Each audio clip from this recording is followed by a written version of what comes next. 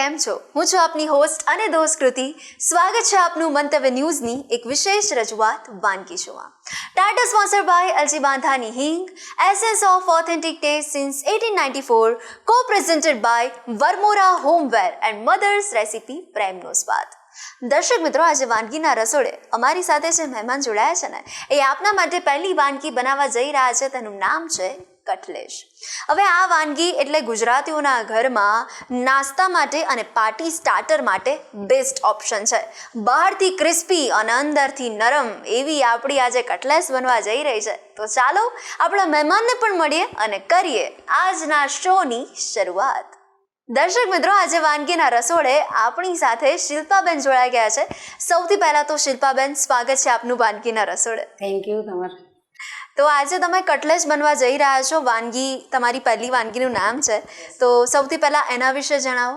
આજે જે હું કટલેસ બનાવીશ, આમ તો હેલ્ધી જ કહેવાશે, કારણ કે આપણે એને ફ્રાય નથી કરવાની, સેલો ફ્રાય કરવાની છે. પ્લસ એને બટરમાં આપણે સેલો ફ્રાય કરીશું. પ્લસ એમાં બીટની એ જ આવશે વધારે.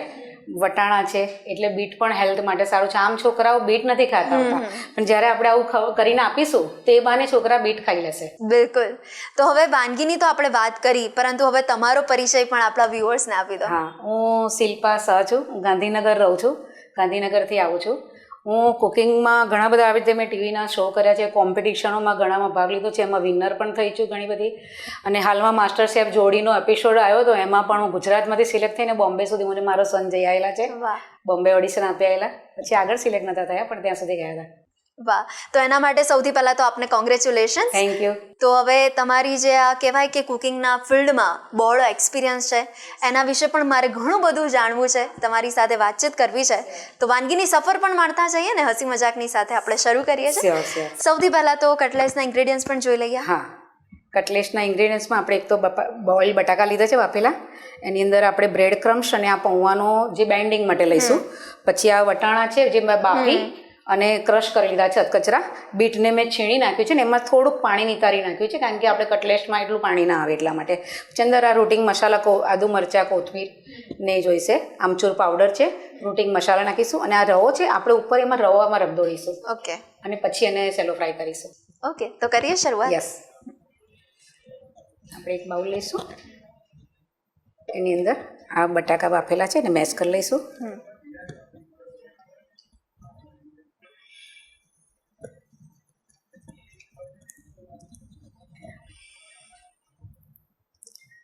એની અંદર આપણે આ બીટ ઉમેરી દઈશું.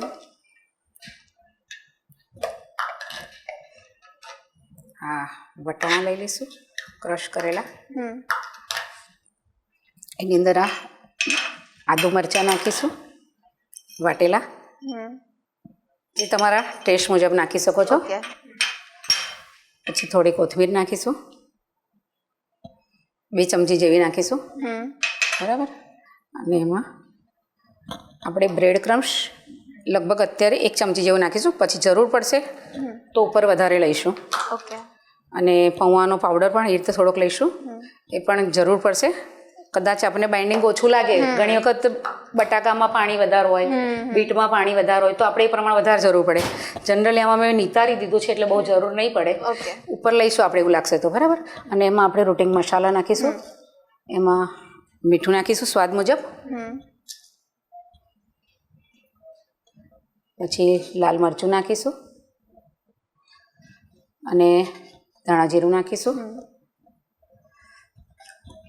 આપણે લીલા મરચાં નાખ્યા છે એટલે બહુ બીજી જરૂર નહીં પડે. અને આપણે ગરમ મસાલા કસાની જરૂર છે જ નહીં આમાં, કારણ કે નોર્મલ ટેસ્ટ. પ્લસ આપણે આ પુદીનાના પાન છે જે ફ્રેશ છે, એને તોડીને જ નાખીશું આમ હાથથી ક્રશ કરીને. હવે આપણે આ બધું મિક્સ કરીને એની કટલેટ વાળી દઈશું. ઓકે.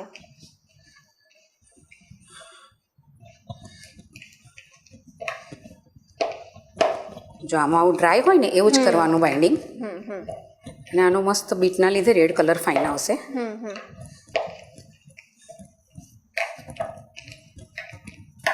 બીજા આમાં વેજીટેબલ્સ તમે ઘણા તમારી રીતે ઉમેરી શકો છો.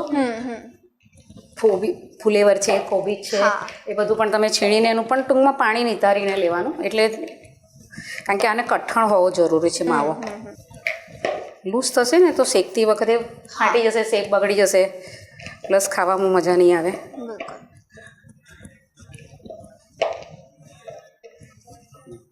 તો એકદમ પરફેક્ટ સરસ થઈ ગયું તૈયાર. યસ. હવે આપણે આને કટલેસના શેપમાં વાળી લઈશું.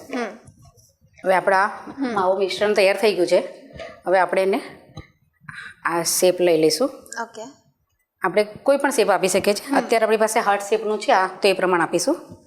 એટલે હાર્ટ શેપના બીબામાં આમ લઈ લઈશું.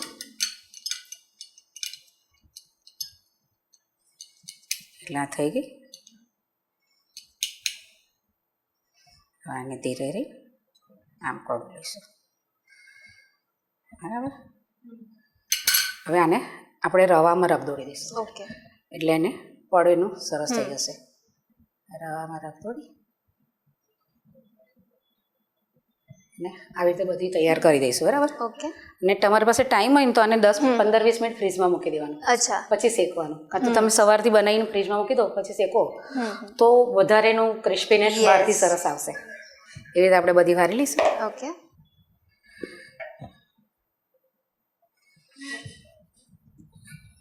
તો હવે શિલ્પાબેન, ત્યાં સુધી તમારી સાથે પણ થોડી વાત થઈ જાય. યસ. તો તમે પહેલા જણાવ્યું કે માસ્ટર શેફમાં પણ તમે જઈને આવ્યા છો.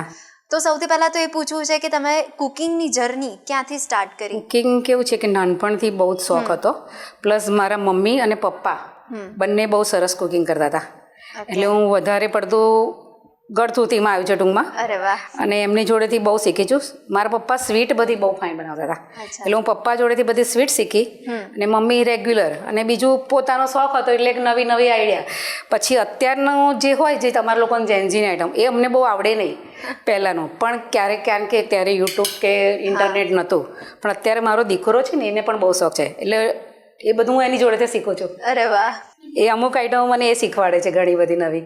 શું વાત છે. એટલે હું ને મારો દીકરો બે એવરી સેટરડે સન્ડે સાથે રસોઈ કરીએ છીએ. અરે વાહ. એ આઈટીમાં જોબ કરે છે એટલે એને સેટરડે સન્ડે રજા હોય તો લગભગ સેટરડે સન્ડે મારી વહુને અમે કરીને ખવડાવીએ છીએ ગરમ. શું વાત એ પણ સરસ બનાવે છે. પણ વધારે હું મારો છોકરો સેટરડે સન્ડે બનાવીએ છીએ.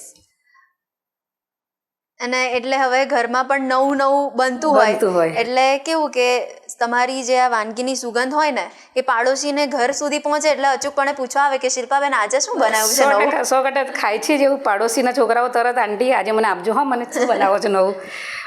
હમણાંનું કશું નવું બન્યું નથી એવું કે. એટલે એ લોકોને મજા આવે છે ટૂંકમાં. તો તમારા જેવા ઘણા બધા ગૃહિણી આપણો આ શો જોઈ રહ્યા છે અત્યારે. તો અહીંયા વાનગીના રસોડેથી એમના રસોડા સુધી વાત પહોંચે, તમે શું કહેવા માંગશો એમને? પોતાનો જે શોખ છે ને એના પાછળ મંડિયારો. ભલે હું કરું છું શોખ, મને કુકિંગનો બહુ શોખ છે. હું કમાવા માટે નથી કરતી કારણ કે હવે મારે જ્યારે જરૂર હતી ત્યારે કર્યું. હવે નથી કરતી કારણ કે મને ટાઈમ પણ નથી, જરૂર પણ નથી. પણ કેવું કે શોખ છે એટલે કંઈ ને કંઈ કરતું રહેવાનું નવું. વાહ. તો કુકિંગ સિવાય પણ કયા કયા શોખ છે? કુકિંગ સિવાય પણ હું એક તો મને મહિલાઓની સેવાનો બહુ શોખ છે. એટલે હું ગાંધીનગરમાં અત્યારે એક મહિલા મંડળ આખું ચલાવું છું જે વૈષ્ણવ સમાજનું આખું વૈષ્ણવ સમાજ ચલાવું છું. અમારા ગાંધીનગર સરગાસણમાં વૈષ્ણવ પરિવાર ચાલે છે એ આખું હું ચલાવું છું. એમાં એક બહેનોનું 100 બહેનોનું મંડળ બનાવ્યું છે. બધું મારાથી ચાલે છે એટલે એ પણ મને શોખ છે. ટૂંકમાં મારો એવો ધ્યેય છે કે દરેક મહિલા પોતાનું કંઈ પણ કરો પણ આગળ આવો, ઘરમાં બેસીને ખાલી ના રહો. જે શોખ હોય એને. એટલે મારો એક એવો ધ્યેય છે કે દરેક મહિલા પોતાનો શોખ તો એન્જોય કરે છે. કે અત્યાર સુધી આપણે છોકરા મોટા કરવામાં ટાઈમ કાઢ્યો, હવે ટાઈમ છે. હવે મારા છોકરા 2 પરણી ગયા છે એટલે હવે મને એવો ટાઈમ છે કે આવું કરીએ, આપણા માટે જીવીએ. અત્યારે છોકરા માટે જીવ્યા. તો હજી પણ તમે આગળ આવા જ સારા કામ કરતા રહો, એના માટે તમને all the best. Thank you. તો હવે અત્યારે મસ્ત મજાની આપણી કટલેસ રેડી થઈ ગઈ છે. હા, રેડી.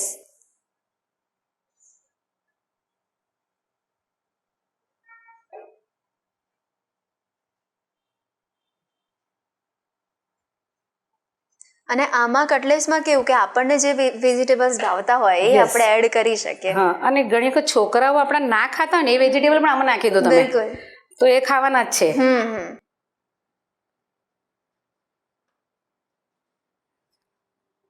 બરાબર. આપણી આ કટલેટ ભરાઈને તૈયાર થઈ ગઈ છે. હવે આપણે એને સેલો ફ્રાય કરી દઈશું. ઓકે. હવે આપણી આ કટલેટ તૈયાર છે એને આપણે બટર મૂકીને શેકીશું. ઓકે. સેલો ફ્રાય જ કરવાની છે.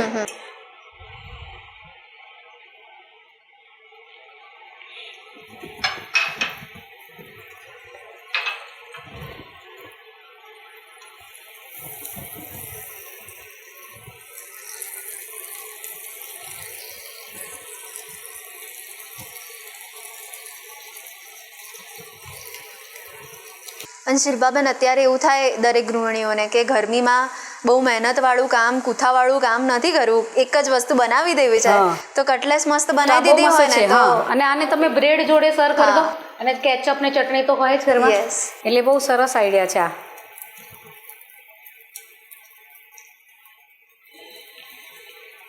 ને અત્યારે ઉનાળામાં વેજીટેબલની પણ બહુ માથાકૂટ હોય છે, તેમાં આ સારું પડે. બિલકુલ.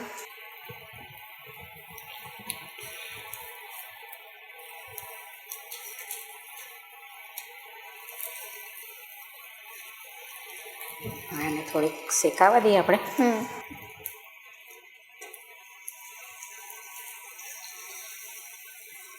બટર બધી બાજુ થોડું થોડું ફેલાઈ દઈશું. બટરની બદલે ઘીમાં પણ શેકો તમે તો બહુ ફાઇન ટેસ્ટ આવે છે.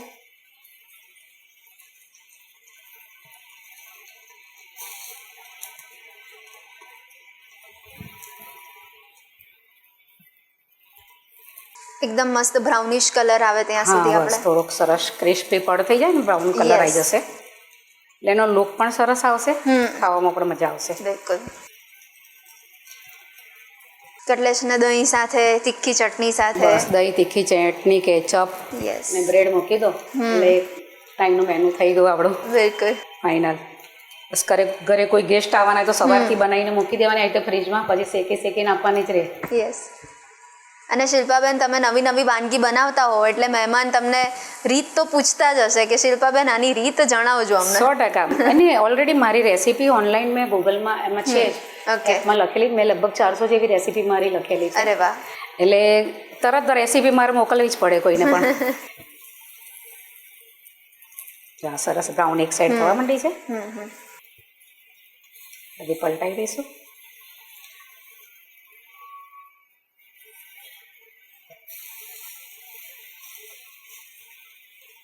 તમે જે બ્રાઉનિશ કલરની વાત કરી હતી એ પણ ધીરે ધીરે આવવા લાગ્યો છે.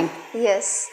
અને આ રવો આપણે જે લગાવ્યો છે ને એટલે મસ્ત ઉપર આમ ઝીણી ઝીણી એ દેખાય છે દાણા જેવું, એટલે એકદમ ક્રિસ્પી જે આપણે વાત કરી હતી. અને રવાની જગ્યાએ બ્રેડ ક્રમ્સ ને એ પણ લગાવી શકો, પણ આ રવો થી સરસ બાઇન્ડિંગ વધારે આવે છે.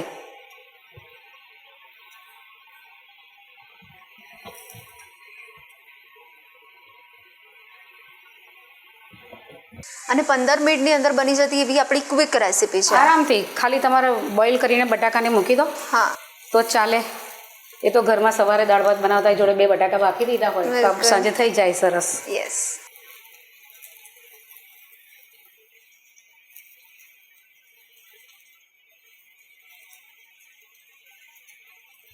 તો હવે શિલ્પાબેન કટલેસ તો બની ગઈ અને આ આપણું વધ્યું તેનો ઉપયોગ તમે કેવી રીતે કરો છો? આને વધે તો પરોઠામાં પણ બનાવી દેવાય, કે નવી જાતની શેપ આપી દેવાનો, કટલેટનો રોલ કરીને કરી દેવાય, એટલે કંઈ પણ એનું થઈ જાય.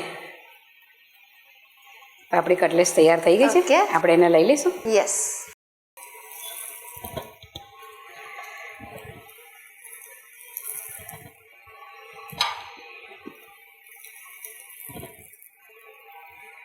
એકદમ ક્રિસ્પી ફાઇન.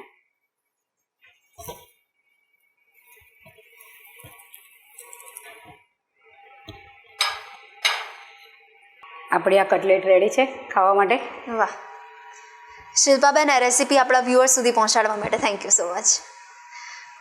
દર્શક મિત્રો, ગરમા ગરમ કટલેસ આપના માટે રેડી થઈ ગઈ છે, તો તમે પણ અચૂકપણે કટલેસ ઘરે ટ્રાય કરજો. બહાર જેવી જ તમને સ્વાદ હવે મળવાનો છે, તો ટ્રાય કરીને અમને જણાવવાનું ભૂલતા નહીં કે કેવી બની હતી બહાર જેવી ઘરની કટલેસ. દોસ્તો, મળીએ છીએ આપણે થોડાક જ બ્રેક બાદ અને બીજી પણ મસ્ત મજાની રેસીપી શિલ્પાબેન પાસેથી શીખીએ. કટલેસ બનાવવાની સામગ્રી: બટાકા બાફેલા, વટાણા, બીટ, બ્રેડક્રમ, પૌવા, મરચાં વાટેલા, કોથમીર, આમચૂર, મીઠું, મરચું, ધાણા જીરું, સોજી, બટર.